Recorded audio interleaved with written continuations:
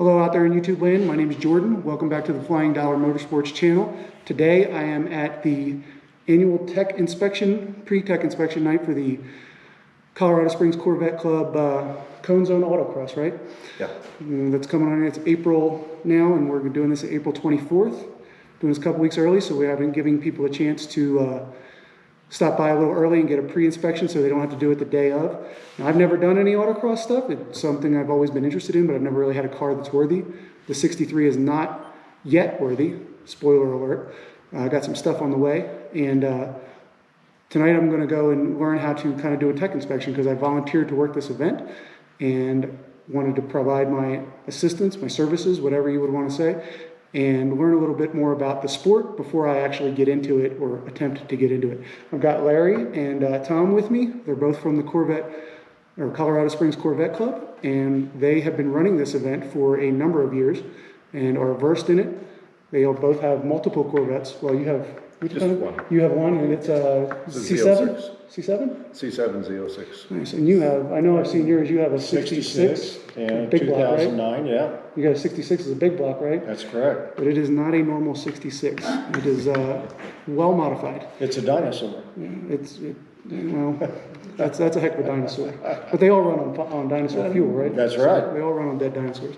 So they're going to be teaching me what I need to do as a tech inspector the day of and tonight. And I'm also going to record that event and hopefully provide that for you on the channel as well. So what I want to do tonight is speak with these two gentlemen, figure out a little bit more about tech inspection, what it takes, and the event itself.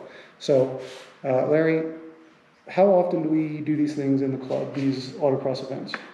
The autocross events, we try to do at least 2 a year. Okay. There's other clubs that put events on, so everything has to work in a schedule. And 2 is good for us. It gives other clubs an opportunity to go to some other clubs' events. So 2 is good for us. Now, we're doing this one at Pikes Peak International Raceway. Or is the other one also at PPIR? I believe this year it will be. Okay. They'll be on the infield. This one's on the back parking lot. Okay, so we're really lucky to have a world-class racing facility right outside of Colorado Springs. It's a 20-minute drive. If you've watched my other video for the Hot Rod Rock and Rumble, that was also held at PPIR, and it's really nice to have that to use as a facility to run these things, and they're very helpful from what I understand and very enthusiastic about clubs like us putting that on, right? Yep.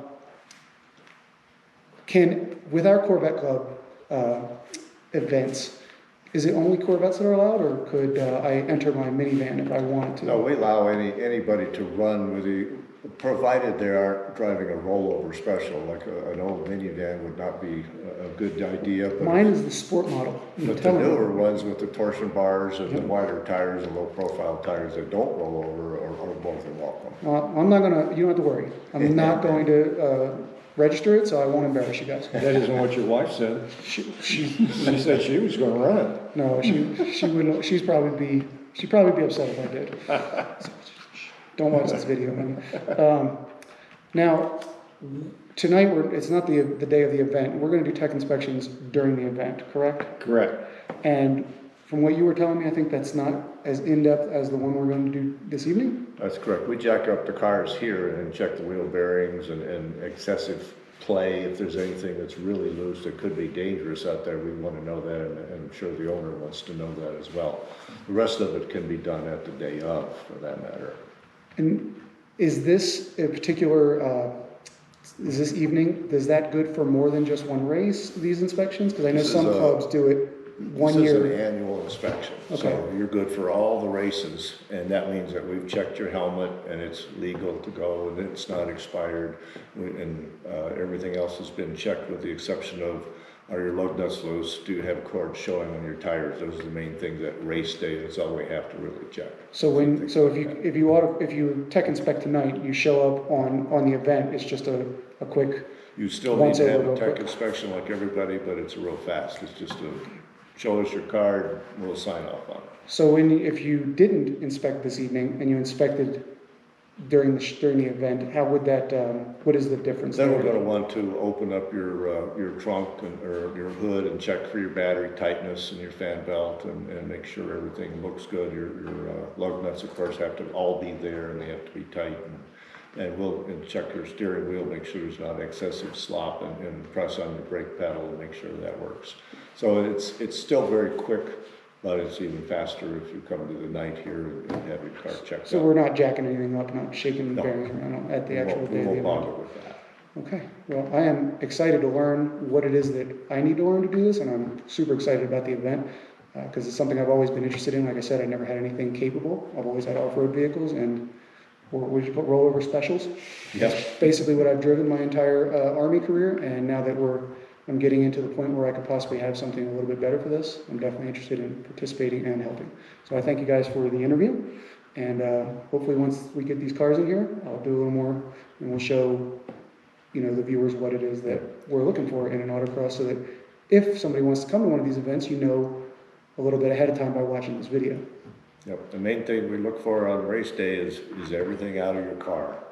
Because a water bottle becomes a missile at over 1 G of force. So my car seat, I have to take that out. Yeah. Take the car seat out. I mean, that's a weight reduction modification anyway, so I thought I was going to do that anyway. Make sure the pacifier's out too. Okay. Well, I might have that if I get scared.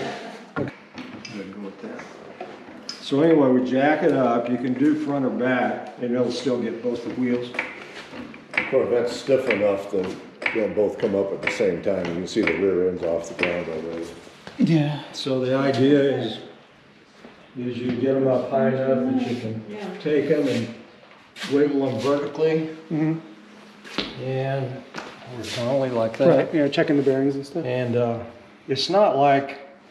it's not really a safety issue, but it's a good information for the owner.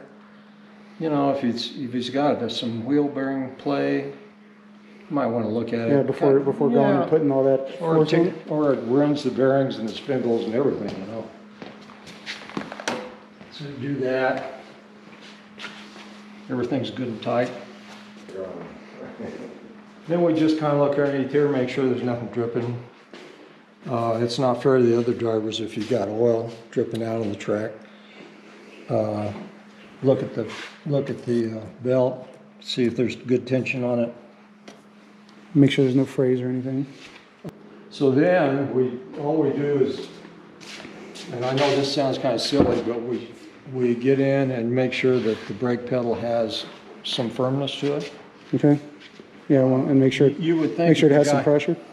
You would think if the guy drove it to the vent, it'd have brakes, but we do that anyway. Wiggle the wheel. Make sure you don't have it's not any sloppy. Yeah, no play. You think that'd be a gimme anyway. And that's really pretty much it. Now, for the helmets, it's got to be Snell approved, less than 10 years old. Manufacturer date. Yeah, manufacturer date less than 10 years old. And some helmets really hard. It'll have the Snell,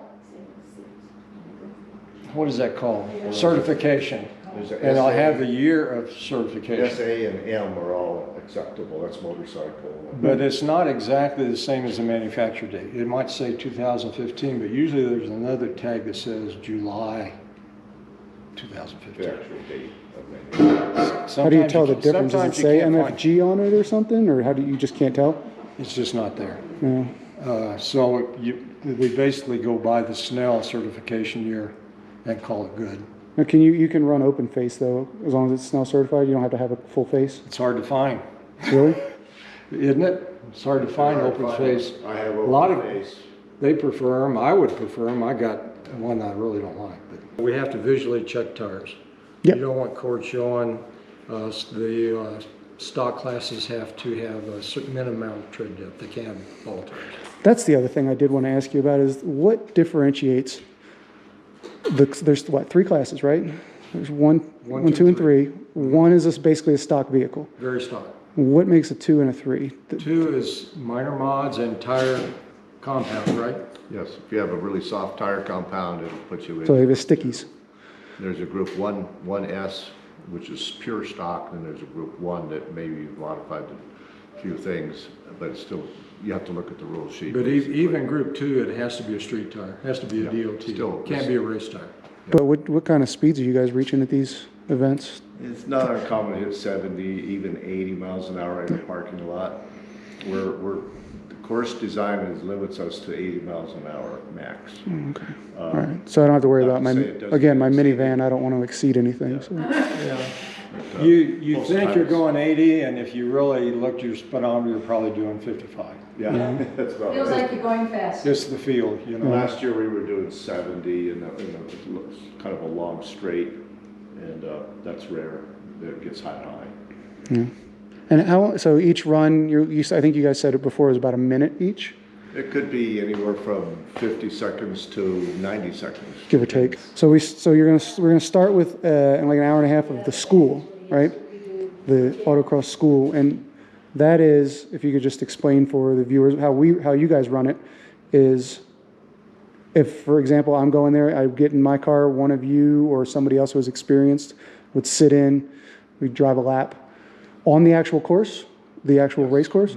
On the actual course, what we'll do is we'll set it up to where every 20 seconds or so we'll release a car. So there may be 3 cars out on the course itself, but we're not timing these. And so if there's 10 cars, you just get in line when you're done and wait for your turn to come up again. You probably get 6 or 8 runs, which would be great if you could get that much in an hour, and which is really good time on a track. And then the actual races, there's 3 sets you do? You'll get 3 races for 3 runs for each race. Okay. So we're planning on 9 runs total. Okay. If you signed up for If you all sign up 3. for all of them? Yep. Yeah. And can they, I know you guys are going to be racing your own cars, but can the people who, if I come off the track, I can come to you and say, hey, did you watch that? And can you tell me what I might have done wrong? If you can see? also have people ride with you this race only. Okay. So they can tell you immediately what they think you might have done wrong. So we have instructors there for that whole hour. If you want somebody to ride with you, just wave your hand and they'll jump in with you. And what about once you get onto the course? Because I know, like, for me, if I got on the course, the adrenaline would be pumping and I'd probably forget half of what you told me. And I think as instructors, we try to focus on 1 or 2 things, right? You don't try to go through the whole gamut of what makes a great driver. But if you can just teach maybe a braking technique and just try that for one of your practice runs. Yeah. And then, once you think, oh yeah, that's kind of working, well then maybe you can try to pick out the apex of the corner. So you're really balancing out the entry and the exit of the corner. So don't try to get too complicated for guys that are out the first time, or gals. The main thing is to look ahead 1 or 2 turns. If you do that and you understand it, then you can round your existing turn off so that you're prepared for the next turn. And you said, ladies, do we get a lot of female drivers? I know your wife drives it. Does Gwen know? No. Do you drive? You drive too? You guys normally you guys normally throw down a better time than these guys? I'm close. Close? Sometimes. Well, this year then. Sometimes. This year then? But the best part is, as instructors, it's pretty interesting because if you tell a lady novice that it's best to try this, they will usually do it. Usually the guys don't pay attention. Right, yeah. You can tell them all day long, but the ladies usually are better about They're more coachable.